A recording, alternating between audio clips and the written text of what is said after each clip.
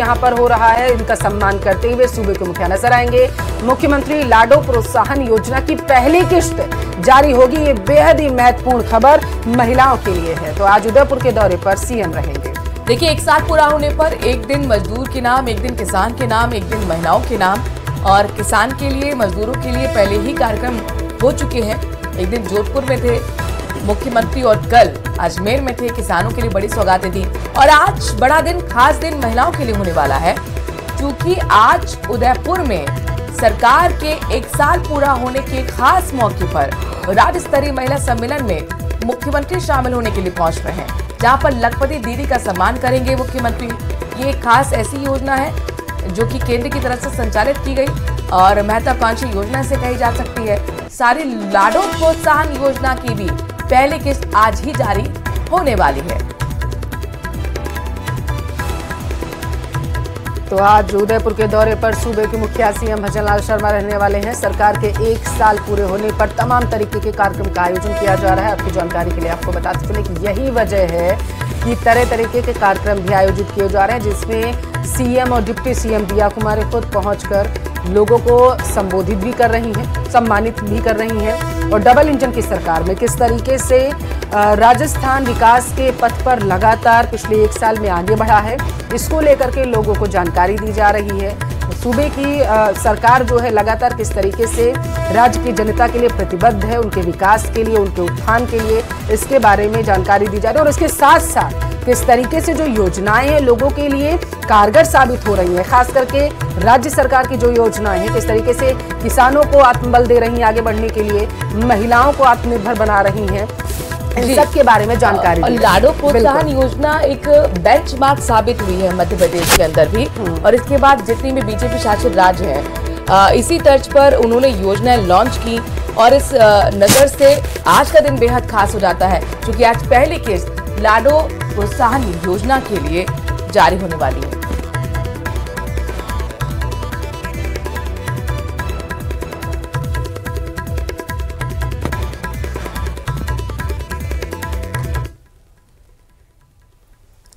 चलिए बढ़ रहे हैं आगे। विपक्ष आरोप लगाता है कि सरकार का इकबाल खत्म हो रहा है और पूरे तंत्र पर नौकरशाही हावी हो रही है। लेकिन जब सरकार के मंत्री ही कहने लगे कि पोस्टिंग के बावजूद अफसर ज्वाइन ही नहीं कर रहे हैं, तो क्या कहा जाएगा। जैसलमेर में प्रभारी मंत्री ने यही बेबसी अपनी बयान की है। देखिए रिपोर्ट पे।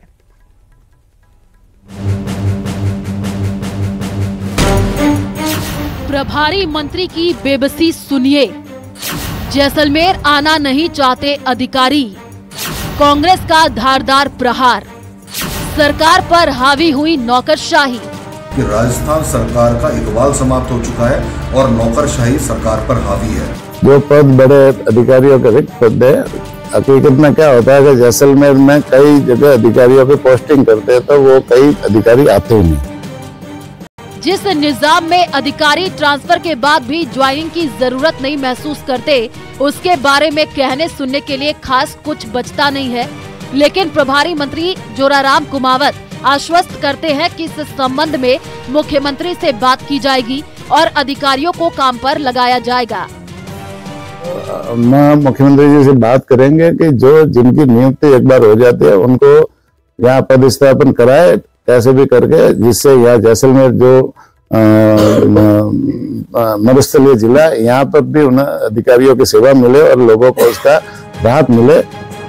राज्य सरकार के कार्यकाल का एक साल पूरा होने के मौके पर जिले के प्रभारी मंत्री के तौर पर जैसलमेर आए जोराराम कुमावत ने कहा कि जैसलमेर विधायक छोटू सिंह भाटी ने कई अधिकारियों की यह पोस्टिंग कराई, लेकिन वे ज्वाइन करने नहीं पहुँचे। अमूमन सूबे की सरकार पर ऐसा आरोप विपक्ष लगाता है जिसकी उससे अपेक्षा भी रहती है, लेकिन यहाँ तो प्रभारी मंत्री ही अपनी बेबसी जता रहे हैं।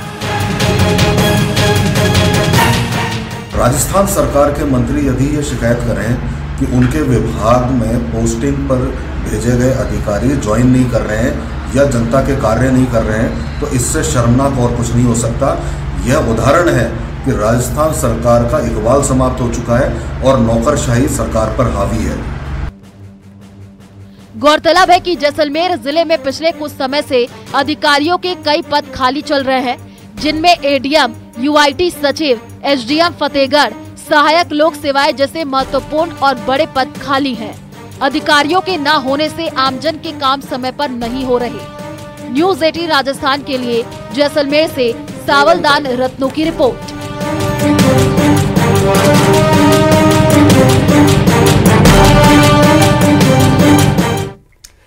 सरकार के 1 साल पूरा होने पर पाली के बांगड़ कॉलेज में जिला स्तरीय कार्यक्रम का आयोजन किया जा रहा है, जिसमें प्रभारी मंत्री झावर सिंह खर्रा समेत कई अधिकारी शामिल हुए। लेकिन इस कार्यक्रम के बीच एक ऐसी तस्वीर सामने आई जिसने हर किसी को हैरान कर दिया। एक खास रिपोर्ट उस पर देखिए।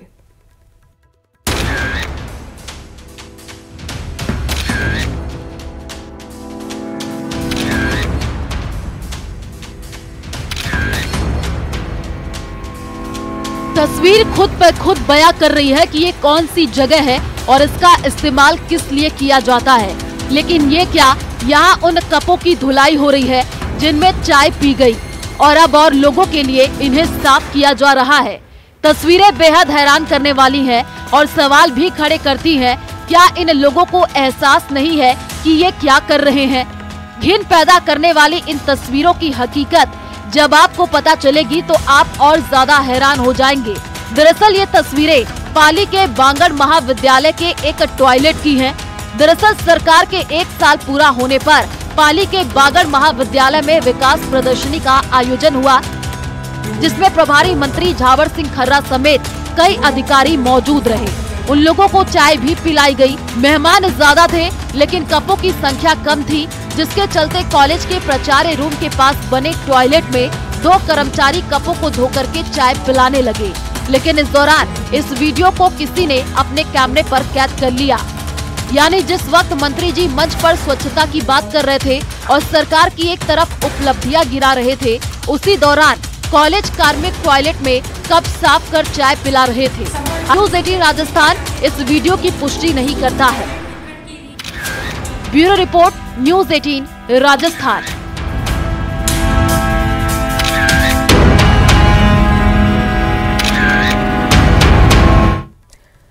बूंदी से इस वक्त की बड़ी खबर आ रही है, जहां पर नाबालिग लड़की से बंधक बनाकर रेप का मामला सामने आया। 1 लाख में खरीदने वाले युवक पर रेप का आरोप लगा है। तो आरोपी चंगुल से छूटकर बच्ची ने पूरी घटना बताई। जैसे ही बच्ची आरोपी के चंगुल से छूटी, उसने अपनी आपबीती बताई। उसने बताया कि किस तरीके से उसके साथ पूरे घटनाक्रम को अंजाम दिया गया। नाबालिग को बाल कल्याण समिति को सौंप दिया गया, जहां पर उसका अब जो है मेंटल स्टेटस कैसा है उसको भी चेक किया जाएगा।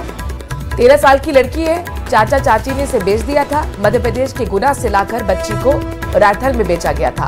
1 लाख में डील हुई और 1 लाख में खरीदने वाले युवक पर ही रेप का आरोप है।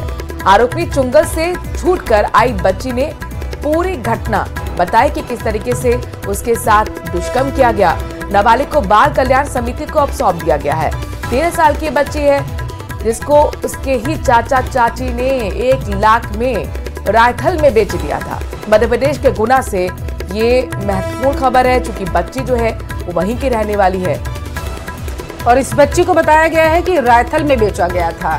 रिश्तों को तार-तार करने वाली ये खबर सामने आई है। बेहद ही गंभीर आरोप बच्ची के चाचा चाची पर ही लगाया। ज्यादा जानकारी लेंगे, बिल्कुल हमारे संवाददाता जुड़ गए हैं और उनका रुख लेते हैं। चयन, ये बताइए कि अभी फिलहाल बच्ची कैसी है? क्या मेडिकल एग्जामिनेशन करा लिया गया है?